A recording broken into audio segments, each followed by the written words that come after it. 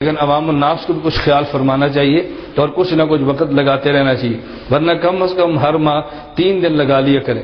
میں کراچی میں تھا تو ایک نوجوان مجھے ملا اور پوچھنے لگے تبلیغ جماعت والے ہر مہینے جو 3 دن کی بات کرتے ہیں ماہانہ سے روزہ، یہ تو بالکل شریعت میں نہیں ہے، نہ قرآن میں ہے، نہ حدیث میں ہے، نہ اسلاف میں ہے، یہ بدعت نے ایجاد کی ہے۔ میں نے کہا اتنی جلدی فتویٰ نہ ٹھوک، اپنے علم کو تو سنبھال کر بات کر، تو سوال کر ہم سے جواب لے، فتوے کیوں ٹھوکتا ہے؟ جب ہم نے جواب دینا ہے تو پھر آپ نے کہنا انتشار ہوتا ہے، اور جب تم فتوے ٹھوکتے ہو تو پھر انتشار نہیں ہوتا۔ اصل میں تو ان کو پکڑو جو فتوے ٹھوک رہے ہیں، جو اپنا دفاع کر رہے ہیں ان کو تو موقع دینا چاہیے، بھئی آپ دفاع کریں اپنا۔ میں نے کہا یہ قرآن میں بھی ہے، بخاری میں بھی ہے، مسلم میں بھی ہے۔ مجھے کہتا ہے ان کے تو، میں نے کہا ان کتابوں میں ہے، کہتے ہیں سروزہ، میں نے کہا جی ہاں سروزہ۔ مجھے کہتے ہیں جی کہاں لکھا ہے؟ میں نے کہا رسول اللہ صلی اللہ علیہ وسلم عرش پہ گئے، 50 نمازیں ملی، رستے موسیٰ علیہ السلام ملے تو انہوں نے کہا حضور کام کروا لیں، یہ قوم نہیں پڑھے گی۔ حضور صلی اللہ علیہ وسلم 45 کروا لی، کہا کتنی ہے؟ کہا جی 45 کا 45 بھی نہیں پڑھیں گے۔ رسول اللہ صلی اللہ علیہ وسلم پھر گزارش کی تو 40 رہ گئی۔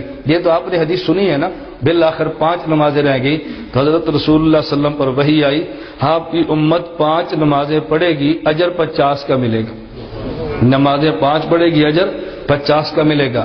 یہ صحیح بخاری میں اور صحیح مسلم میں روایت یہ ہے کہ من صام رمضان و ستۃ من شوال کان کصیام الدہر کلہ، جو آدمی رمضان کا روزہ رکھے، 6 شوال کے روزے رکھے، اللہ اس کو پورے سال کے روزے کا اجر دیتا ہے۔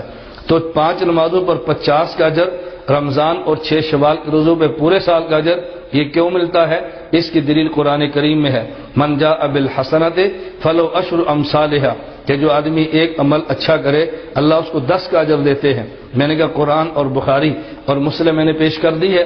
مجھے کہتے ہیں جی ہاں۔ میں نے کہا اب استدلال سنیں، قرآن کریم میں ادو دعوت دو، بلغ تبلیغ کرو، اور قرآن کریم میں ولتکم منکم امۃ یدعون، قرآن کریم میں ہے، قل ھذہ سبیلی ادعو، میں نے کہا قرآن میں ہے، لیکن قرآن نے وقت کا تعین نہیں کیا، کتنی دعوت دو، دین کی طرف کتنا بلاؤ، تعین تو کیا نہیں ہے نا۔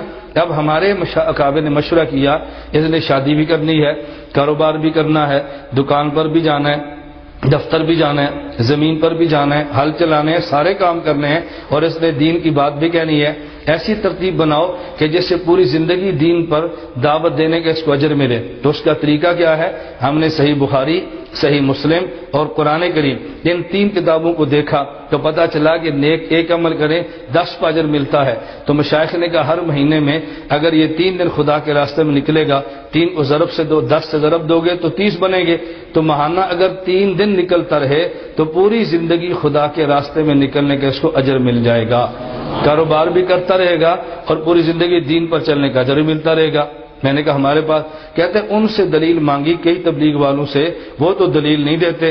میں نے کہا ان کا کام دلیل ہے ہی نہیں، ان کا کام فضائل ہیں، ہمارا کام دلائل ہے۔ فضائل ان سے لو اور دلائل ہم سے لو، انشاءاللہ تمہیں کبھی الجھن نہیں ہوگی۔